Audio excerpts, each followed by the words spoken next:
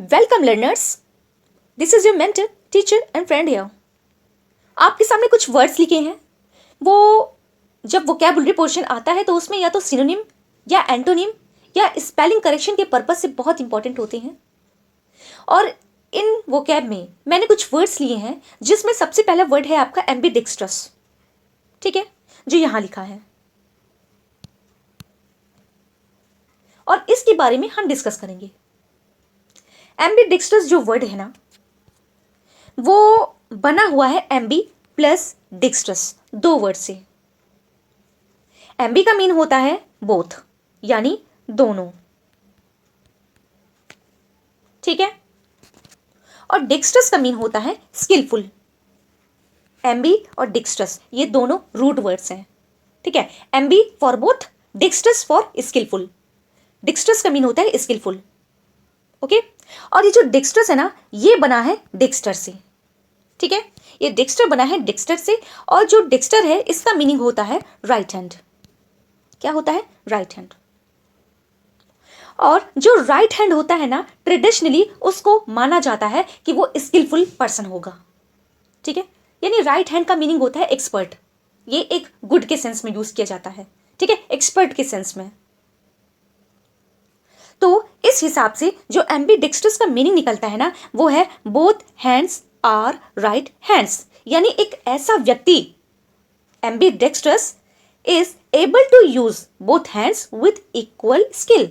यानी दोनों हाथों से समान रूप से कार्य करने वाला, कार्य करने में जो एक्सपर्ट हो, वही होता है एम्बीडेक्स्ट्रस। ठीक है, बिल्कुल। तो आई होप आपको मीनिंग क्लियर हुआ होगा ये सभी रूट वर्ड्स का। अब आपको एक इंपॉर्टेंट चीज, और वैसे आप ध्यान दे रहे हैं लेकिन मैं आपको थोड़ा पिन करना चाहूंगी, ये कि जो डिक्स्ट्रस है, ये एम्बीडेक्स्ट्रस वाला एम्बीडेक्स्ट्रस, यानी एम्बीडेक्स्ट्रस में जो डेक्स्ट्रस आ रहा है वहां पे टी के जस्ट बाद में आर आ रहा है। ठीक है, और जो डिक्स्ट्रस है इसका जो रूट वर्ड है, यानी यहाँ पे एम्बी नहीं है क्योंकि ये रूट वर्ड है ना डिक्स्ट्रस, तो इस डिक्स्ट्रस में देखो टी के बाद में जस्ट ई आ रहा है, उसके बाद आ रहा है।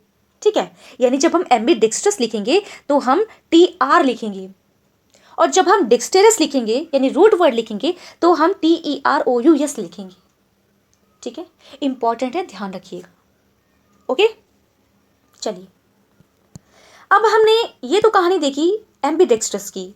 अब देखो राइट हैंड के लिए ना, ये जो वर्ड राइट हैंड है इसके लिए एक और वर्ड यूज किया जाता है, वो है ड्रॉइट।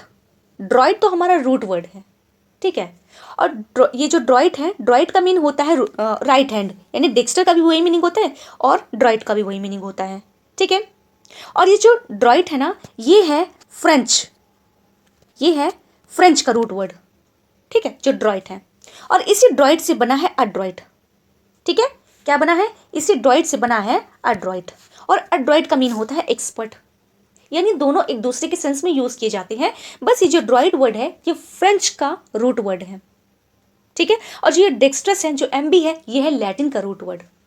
ठीक है जी, और ये दोनों राइट हैंड के लिए यूज किए जा रहे हैं। कौन कौन? डेक्स्टर और ड्रॉइट को।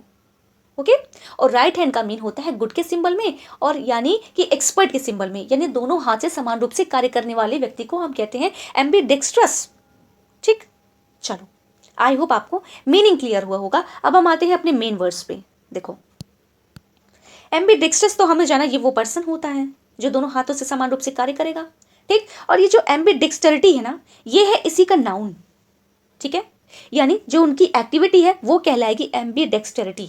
स्पेलिंग देखते चलिएगा, AMBIMBDEXTERITY। क्लियर? ओके, उसके बाद है डेक्स्ट्रस, वही रूट वर्ड जो अभी हमने पढ़ा था, और उसके बाद आता है डिक्सटेरिटी। ये डेक्स्ट्रस का नाउन फॉर्म है। ठीक है, रूट वर्ड का नाउन फॉर्म जी। उसके बाद आता है एड्रॉइट, जो हमने यहां पढ़ा था। ठीक है, ड्रॉइट तो था रूट वर्ड, और उसी ड्रॉइट से बना था अड्रॉइट। अड्रॉइट का मीन होता है एक्सपर्ट, है ना? बिल्कुल। और उसके बाद जो वर्ड आया है वो आ रहा है एड्रॉइटनेस। एड्रॉइटनेस होता है नाउन। किसी वर्ड में जब हम NESS जोड़ देते हैं ना, तो वो नाउन बन जाता है। ठीक है, चलिए, आई होप आपको ये चीजें क्लियर हुई होंगी। अब हम आगे चलते हैं। देखो, अब आ गया है हमारा सिनिस्टर और घोष। ये क्या चीज़ है भला? देखिए, अभी ऊपर जो हमने वर्ड्स का एनालिसिस किया वो था सिर्फ राइट हैंड के लिए, ठीक। जब राइट हैंड के लिए पढ़ा हमने तो ईश्वर ने हमको 2 हाथ दिए हैं, दूसरे के बारे में कैसे भूल सकते हैं, है ना। तो जो लेफ्ट हैंड होता है हमारा, उसके लिए हम कौन कौन से वर्ड्स का यूज करते हैं उसको देखिए, ठीक है जी। जैसे ये एक वर्ड लिखा है सिनिस्टर। सिनिस्टर ना, ये एक जो रूट वर्ड है ये है लैटिन का सिनिस्टर, ठीक। इसका मीन होता है लेफ्ट हैंड। ये मुझे पहले लिखना चाहिए था एक्चुअली, ठीक है, इविल के पहले। लेफ्ट हैंड के लिए यूज किया जाता है सिनिस्टर को, जिसका मीनिंग होता है इविल या डेंजरस। क्या होता है? इविल या डेंजरस। क्लियर? तो सिनिस्टर सिन, देखो भाई सिनिस्टर में सिन आ ही रहा है, ठीक है, ये देखो सिनिस्टर में सिन आ ही रहा है, तो इसका मीनिंग होता है इविल या डेंजरस, ठीक। और वो लेफ्ट हैंड के लिए यूज किया जाता है। और ये चीज़ तो हम जानते ही हैं कि जो लेफ्ट हैंड होता है हमारा, उसको हम अच्छे कामों में यूज़ नहीं कर सकते हैं, ऐसा माना जाता है। ये एक भ्रांति है, ठीक है। अभी तो जो मॉडर्न एज है, ऐसे इन सब जो ये सारी छोटी छोटी बातें हैं ना, इनको एक मिथ माना जा सकता है केवल, बस, बाकी ऐसा कुछ है नहीं। जो लेफ्ट हैंड ही होते हैं ना, वो भी अच्छे ही होते हैं, अच्छे ही होते हैं, मतलब कि वो भी उतने ही स्किलफुल होते हैं जितना राइट हैंड होते हैं, ठीक है। तो कहने का ये मतलब है कि लेफ्ट हैंड को ना इविल के तौर पे देखा जाता था, तो इसलिए सिनिस्टर वर्ड बना है लेफ्ट हैंड के लिए, ठीक। और दूसरा एक वर्ड आपको दिख रहा है, ये कहाँ है, ये गोश, ठीक। तो ये जो गोश है ना, ये स्पेलिंग देख लीजिए, GAUCHE, ये है फ्रेंच का लैटिन वर्ड, ठीक है, ये है फ्रेंच का लैटिन वर्ड। और इसका मीनिंग होता है ना ऑकवर्ड, बिल्कुल वही, क्लमसी, बद्दा, बेकार। और ये भी आता है ना लेफ्ट हैंड के लिए, ठीक है, ये भी आता है लेफ्ट हैंड के लिए, ओके। अच्छा, अब यहाँ पे एक वर्ड बच रहा है गाउश्री, ठीक है, ये है नाउन फॉर्म किसका? घोष का, ठीक है। आप इसको प्रोनाउंस तो वैसे ही करेंगे, लेकिन हो सकता है स्पेलिंग को करेक्ट करने के लिए आप अपने तरीके से करें, तो डजेंट मैटर, आपकी स्पेलिंग करेक्ट होनी चाहिए, ठीक है, बिल्कुल। अब हमारा जो तीसरा, एक सेकेंड जी, अब देखिए आपके सामने एक वर्ड लिखा है मिसैंथ्रोप। क्या लिखा है? मिसैंथ्रोप। अब इसको पढ़ने से पहले वैसे तो मीनिंग क्लियर लिखी है आपके सामने, मानवता द्वेषी। इसका थोड़ा एनालिसिस करते हैं। मैंने आपको बताया था कल ही कि जो मिस वर्ड होता है, जो मिस वर्ड होता है, ये जो रूट वर्ड है मिसेन, MISEIN, मिसेन, ये ग्रीक रूट वर्ड है, ठीक है। इसका मीनिंग होता है हेट। क्या होता है? इसका मीनिंग होता है हेट जी, इसका मीनिंग होता है हेट, ठीक है, किसका? मिसेन का। और ये जो मिस है ना, ये वही है, ठीक है। तो अच्छा, अब ये जो मिसैंथ्रोप है ना, मिस का तो मीनिंग मैंने आपको बता दिया, अब बच रहा है एंथ्रोप।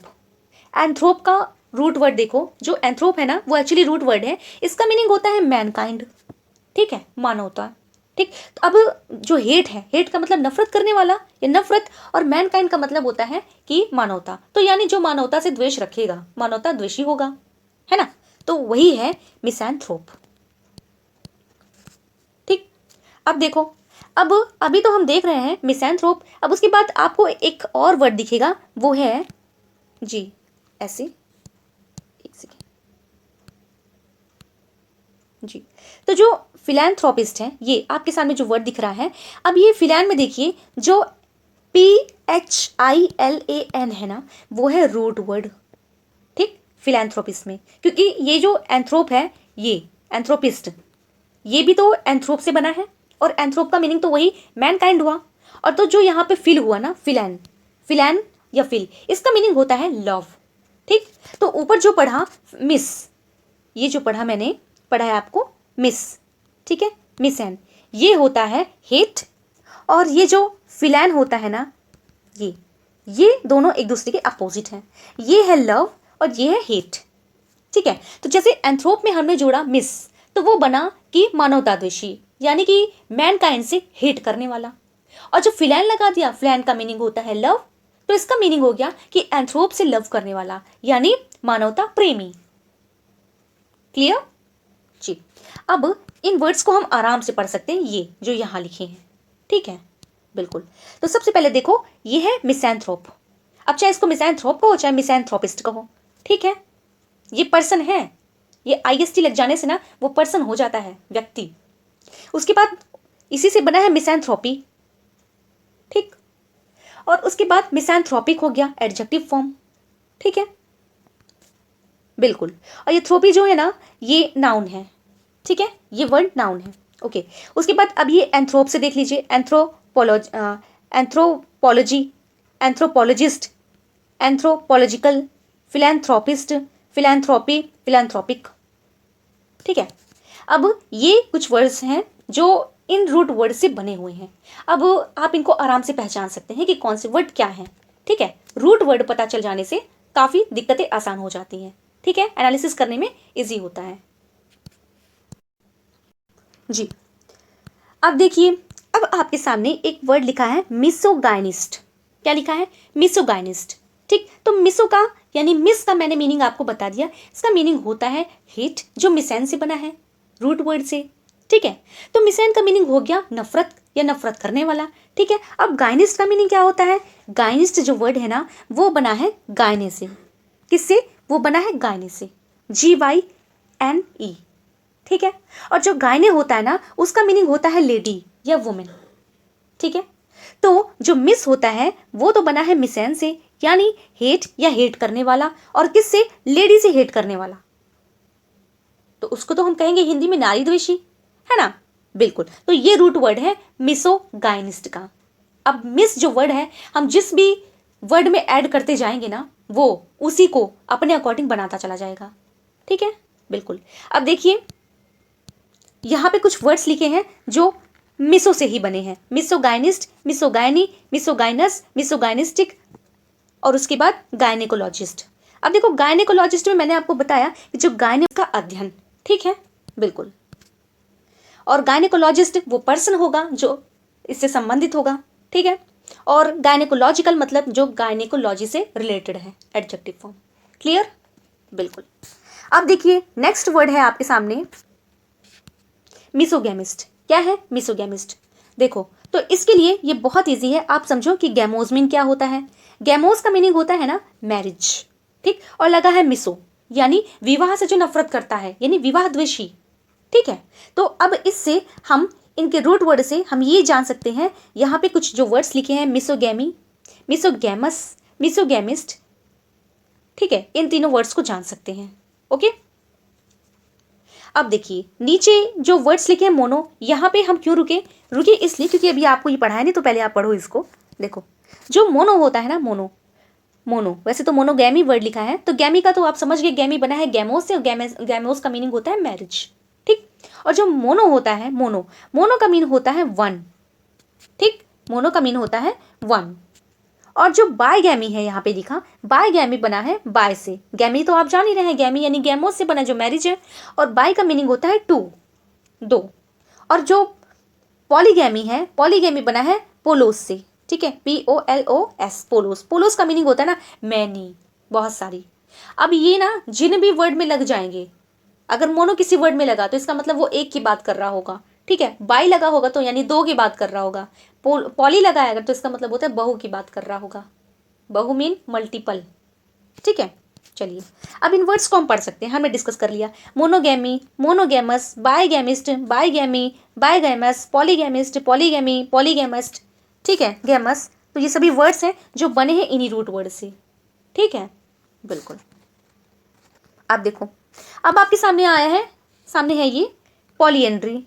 पॉलीएंड्री का मीन क्या होता है? देखो पॉली मीन तो हमने जान लिया, पॉली का क्या मीन होता है? पॉली बना है पोलो से, जिसका मीनिंग होता है मल्टीपल, कई सारे, ठीक है। और एंड्री का मीन क्या होता है? एंड्री बना है एंड्रोस से, एंड्रोस का मीनिंग होता है मेल, स्पेलिंग देख लीजिए, ANDROS, ठीक। तो एंड्रोस बना है मेल से, यानी पुरुष, सीधी बात है। तो पॉलीएंड्रिस्ट का मतलब होता है ना एक समय पर कई सारे पति को रखना, ठीक है।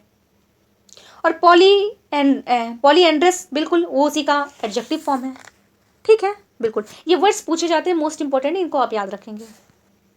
और उसके बाद में सबसे लास्ट में आता है हमारा एसेटिक, जिसको हम पढ़ चुके हैं, इसका मीनिंग होता है तपस्वी। और ये जो एसेटिक है ना, ये रूट वर्ड है अपने एस्केट्स से बना है, जिसका मीनिंग होता है मॉन्क, हर्मिट या तपस्वी, साधु, साधु प्रवृत्ति, ठीक है। और ये जो यहाँ पे एस्थेटिसिज्म लिखा है ना, ये इसी का नाउन फॉर्म है। क्लियर? बिल्कुल। तो चलिए, तो आज का ये वो कैब हम फिनिश करते हैं। अब चलते हैं अपने अगले पोर्शन पे, ठीक है। ओके, ग्रामर में प्रीपोजिशंस डिस्कस कर रहे हैं जिसमें हमें अंडरनीथ और बीनीथ में डिफरेंस आज देखना है। देखिए, जो अंडरनीथ होता है ना, जो अंडरनीथ होता है, इसका अर्थ होता है के नीचे, के तले। इसका मीनिंग क्या? एग्जैक्ट किसी चीज के नीचे, कोई चीज ऊपर है और उसी के जस्ट नीचे, ठीक, किस सेंस में हम अंडरनीथ का यूज करते हैं। ओके। और बीनीथ का अर्थ होता है नीचे, तले, अयोग्य। नीचे का मीन, ये नीचे तो है, नीचे के सेंस में, लेकिन कोई जरूरी नहीं कि इसके ऊपर कोई चीज हो ही का मतलब ये कि ये नीचे के सेंस में तो है, लेकिन जब हम अंडरनीथ पढ़ते हैं तो अंडरनीथ का मतलब होता है कि नीचे के नीचे कहने के लिए कि इसके ऊपर किसी वस्तु का होना जरूरी है, ठीक। लेकिन बीनीथ में ऐसा नहीं होता। ओके। और इसका मीनिंग होता है सिंपल, नीचे या तले या अयोग्य। ये अयोग्य क्या? नॉट वर्दी ऑफ, जो कैपेबल नहीं है, ठीक है, किसी चीज की। एग्जाम्पल्स पढ़ेंगे तो एकदम क्लियर होगा, बाकी कुछ है टफ नहीं है, बिल्कुल। नेक्स्ट, मॉडर्न इंग्लिश में अंडरनीथ और बीनीथ की जगह अंडर का प्रयोग किया जाता है।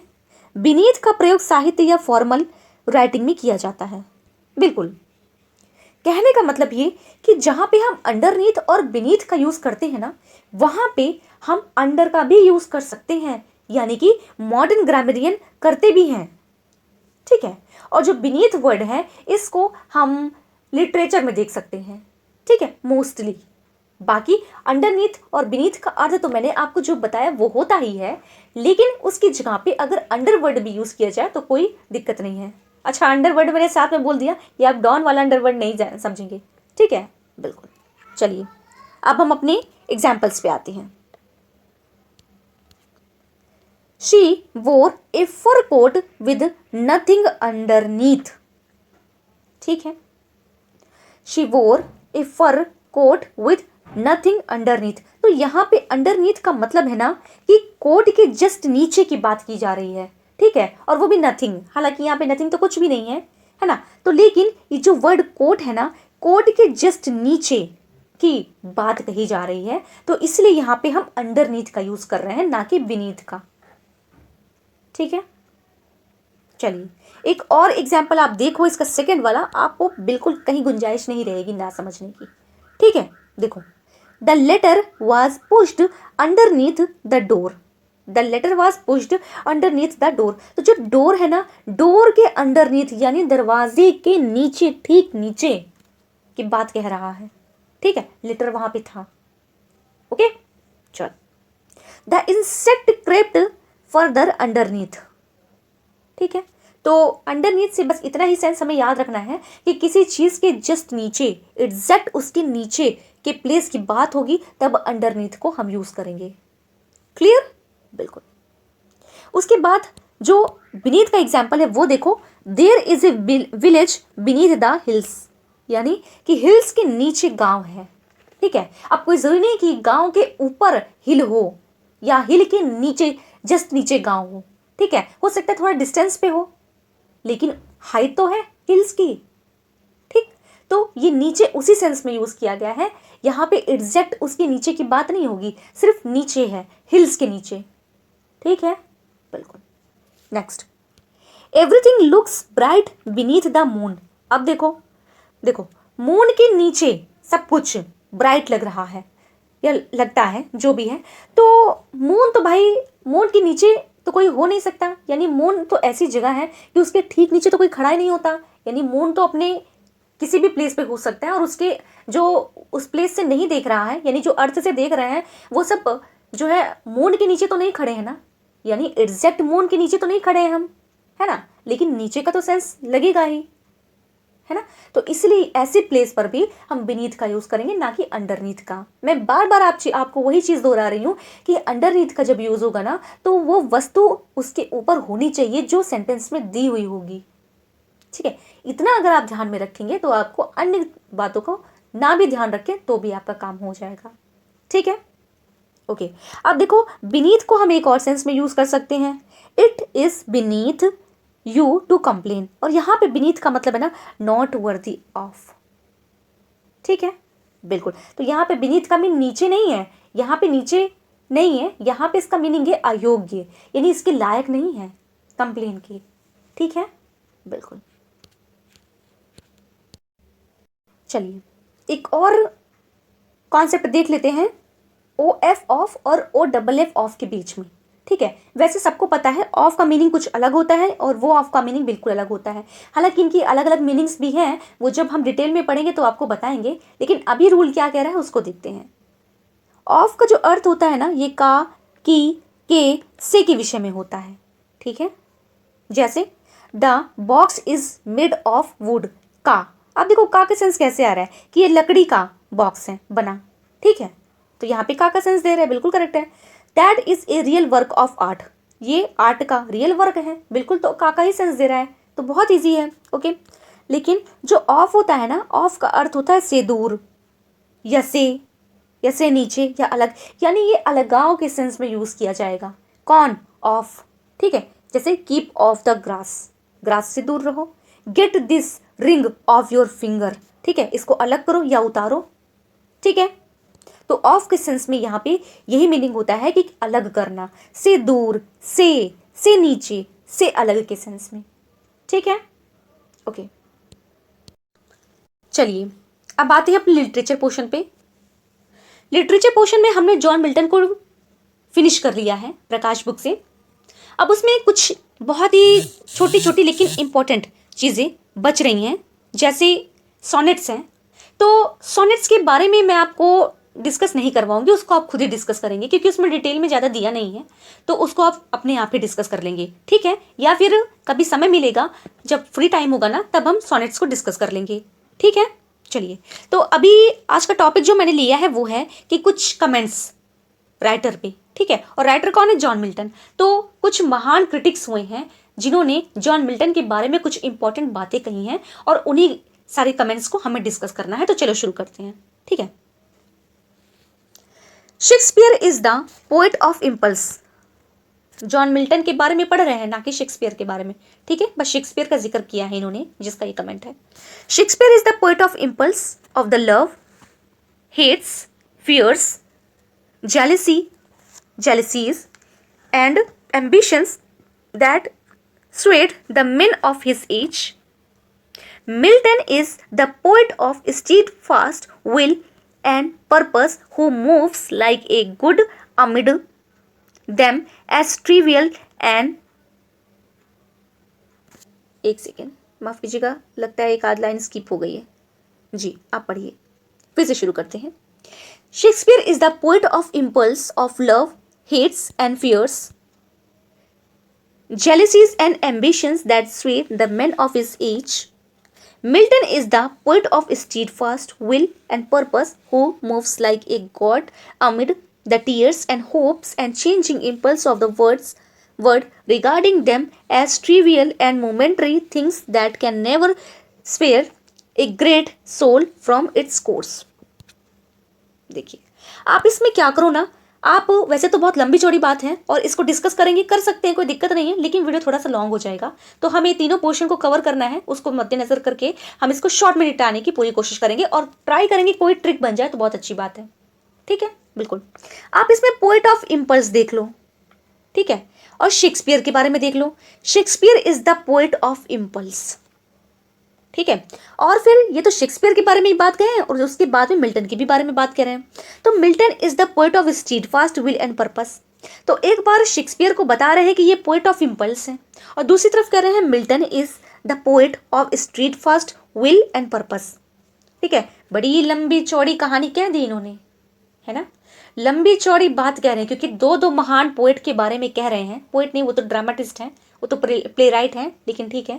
तो महान लोगों के बारे में जो बोल रहा है वो कोई छोटा मोटा आदमी नहीं हो सकता, बहुत लॉन्ग पर्सन का मीन कि बहुत ही ग्रेट पर्सन हुआ होगा ये। तो ग्रेट मत कहिए, आप कहिए लॉन्ग पर्सन होंगे ये। क्यों? क्योंकि ये जो कमेंट है वो है लॉन्ग कहाँ। ठीक है। शेक्सपियर तो खुद बहुत बड़े महान ड्रामाटिस्ट थे, और मिल्टन भी किसी से कम नहीं थे, वो भी उन्होंने पैराडाइज लॉस्ट लिखा भाई, तो उनको कैसे भूल सकते हैं। तो जो इन दोनों को कंपेयर कर रहा है या जो इन दोनों की महानता के बारे में बता रहा है वो कोई बहुत लॉन्ग पर्सन होंगे, ठीक है, यानी कि विलियम जे लॉन्ग का कमेंट है। ठीक है, ऐसे ट्रिक बना करके याद करें ना तो कभी भूल ही नहीं सकता। ठीक, चलो next. Because Milton's human he must know the best in humanity. तो यहाँ पे तो आप इसको कोई कोरिलेट तो नहीं हो रहा, लेकिन आप ह्यूमैनिटी, बेस्ट इन ह्यूमैनिटी से याद रखो कि ये लॉन्ग ने कहा है। ठीक है, इनकी मानवता के बारे में बढ़ा चढ़ा करके बातें कही हैं लॉन्ग ने।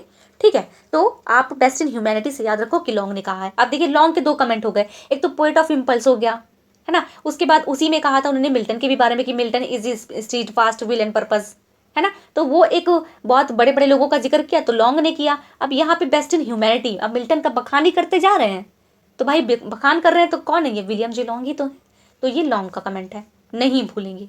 ठीक है, ये एक ट्रिक बन गई आपकी। चलिए अब देखिए, His style was unconsciously sublime because he lived and thought consciously in a sublime atmosphere. ये भी लॉन्ग का कमेंट है मिल्टन के बारे में। ठीक है, अब आप यहां से पकड़ो सबलाइम से, यहां भी सबलाइम है, सबलाइम एटमॉस्फेयर यहां पर है। ठीक है, तो सबलाइम सबलाइम का बार बार यूज कर रहे हैं कौन, लॉन्ग, तो सबलाइम से हमें कोरिलेट कर लेना है कि ये जो कमेंट है वो लॉन्ग ने कहा है मिल्टन के बारे में। ठीक है, एक तो कोरिलेट किया बेस्ट इन ह्यूमैनिटी, दूसरा कोरिलेट किया था लॉन्ग, लॉन्ग बातें करने वाले तो लॉन्ग ही होंगे, है ना, और तीसरा हमने याद कर लिया है सबलाइम की वजह से कि जहाँ पे सबलाइम और सबलाइम एटमॉस्फेयर आएगा वहाँ पे हमें लॉन्ग को याद रखना है। ठीक है, देखिए कोशिश करिए, पहले तो आप हुबहू याद कर लीजिए एज इट इज़, अगर हो जाए तो बहुत अच्छी बात है। ये तो मैं ट्रिक बता रही हूँ इन केस अगर नहीं याद होता है तो। ठीक है, बाकी बिना हिंदी समझे, प्रायोरिटी मैं उसी को दे रही हूँ कि बिना हिंदी समझे आप किसी कमेंट को याद मत करिएगा। ठीक है, अगर आप एज इट इज़ याद कर पा रहे हैं तो आपका प्लस पॉइंट है, बहुत ही अच्छी बात है। ठीक, ये ट्रिक तो मैं बता रही हूँ कि अगर माइंड से स्किप हो जा रहा है तो आपको थोड़ा हेल्प करेगा ऑप्शन एलिमिनेट करने में। ठीक है, बिल्कुल। चलो next. We read Paradise Lost as a task nobody ever wished it longer. इतना कि जो ये जो पैराडाइज लॉस्ट है ये एक टास्क के तरीके है, और इसको कोई भी जो है पढ़ने की इच्छा नहीं करेगा फिर दोबारा। ठीक है, और ये कह रहे हैं डॉक्टर सैमुअल जॉनसन। ठीक है, तो पैराडाइज लॉस्ट तो पहली बात मिल्टन नहीं लिखा, ये तो कोरिलेट हो ही गया, तो कह कौन रहा है, जॉनसन कह रहे हैं। ठीक है, इसको याद रखेंगे क्योंकि पैराडाइज लॉस्ट का जिक्र है as a task nobody ever wished it longer. ठीक है, तो ये डॉक्टर जॉनसन ने कहा, याद रखेंगे। बेन जॉनसन मत कहना क्योंकि डॉक्टर लगा है। ठीक है, चलिए next. In an international Congress of poets Milton and Shakespeare would represent the English nation. यानी इंटरनेशनल कांग्रेस जो है उसमें जो पोएट्स हैं मिल्टन है, शेक्सपियर है, रिप्रेजेंट कर रहे हैं इंग्लिश नेशन को। बिल्कुल, कह कौन रहा है, मार्क पैटिसन। ठीक, मार्क पैटिसन को आप जोड़ दीजिए कांग्रेस से। ठीक है, तो मार्क पैटिसन ना कांग्रेस में थे, इतना आप याद रख लीजिए। तो इंटरनेशनल कांग्रेस की जब बात आएगी तो वो मार्क पैटिसन ने कही होगी और ये बात मिल्टन के लिए है। ठीक है जी, ऐसे याद रखिएगा आप। Next, Milton was a passionate man who lived in passionate times. भाई पैशनेट पैशनेट बार बार आ रहा है, ये कौन है, बैली, कौन, जॉन बैली। ठीक है, पैशनेट, ये इतना पैशनेट थे खाने के लिए कि इन्होंने खाते खाते अपनी बेली बढ़ा ली। ठीक है जी, किसी तरीके से याद करिए, आपको याद होना चाहिए।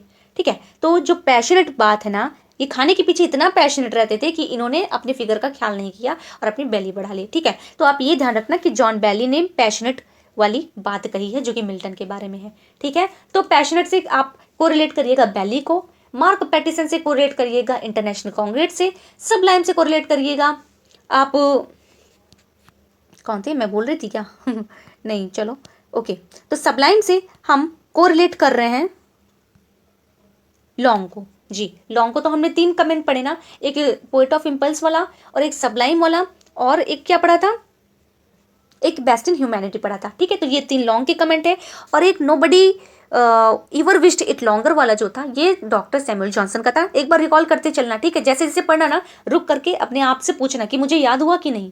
अगर नहीं याद होता है तो आगे ज़्यादा मत भागने की कोशिश करना, पहले पीछे वाले को संभाल लो।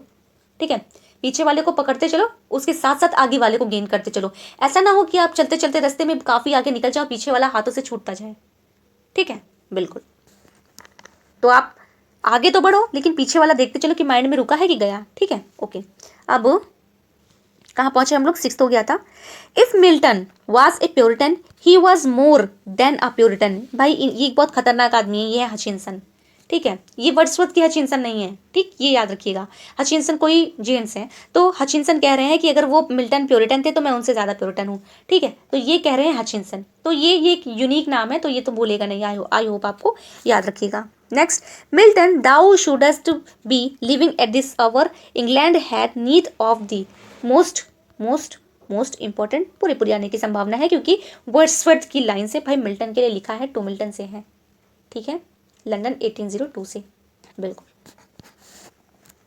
ओ mighty mouth inventor of harmonies, O skilled to sing of time and eternity, God gifted organ voice of England, Milton a name to resound for ages, most important again.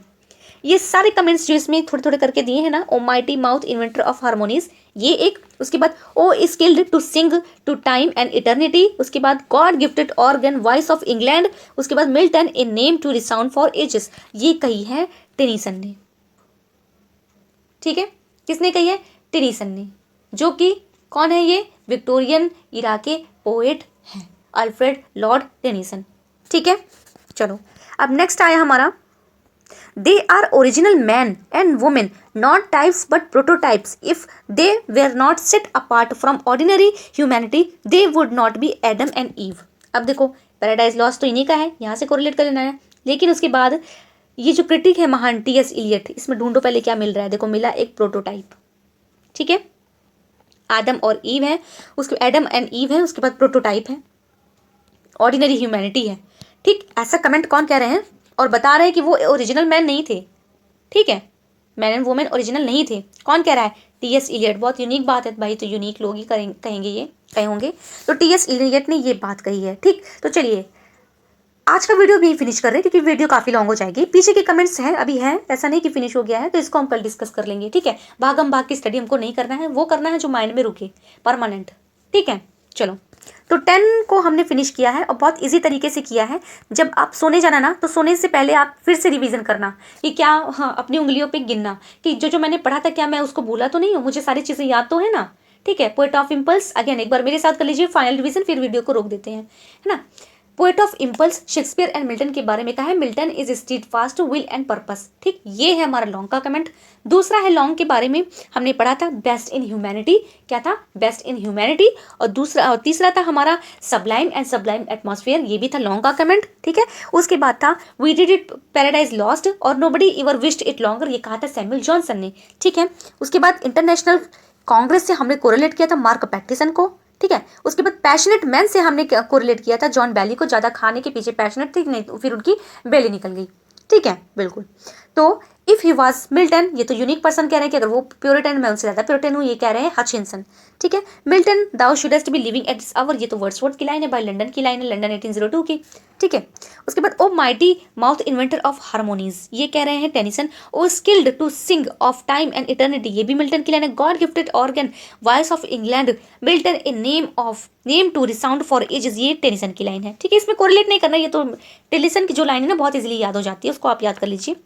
फिर है they are original man and women, अब देखिए paradise lost की जो hero heroine है उन्हीं पे इनको डाउट हो रहा है, कौन है ये, टी.एस. इलियट। और ये जो बड़े बड़े कमेंट है ना, बड़े बड़े लोग ही कर सकते हैं, ये बहुत बड़े ये जो एक ग्रेटेस्ट क्रिटिक में से एक है, ठीक है, क्रिटिक्स में से एक है, तो ये सारी चीज़ों को याद रखना है। तो चलिए कमेंट अभी फिनिश नहीं हुए हैं, कल हम फिनिश कर लेंगे, है ना, ओके। तो वीडियो आपको कैसा लगा, कोई इंप्रूवमेंट करना हो, कोई सजेशन देना हो, मुझे ज़रूर बताएं। वीडियो अच्छा लगा हो ज़रूर बताएं, ठीक है। अच्छा लगा तो भी बताएं, नहीं अच्छा लगा क्या सुधार करना चाहिए वो भी मुझे बताइए, ठीक है। हो सकता है आपका लॉजिक मेरे लॉजिक से थोड़ा अलग हो, तो वो भी आप मुझे बता सकते हैं, आप सभी का मोस्ट वेलकम करती हूँ, ठीक है। चलिए वीडियो को और लॉन्ग नहीं करते हैं, तो thanks for watching, bye bye, take care.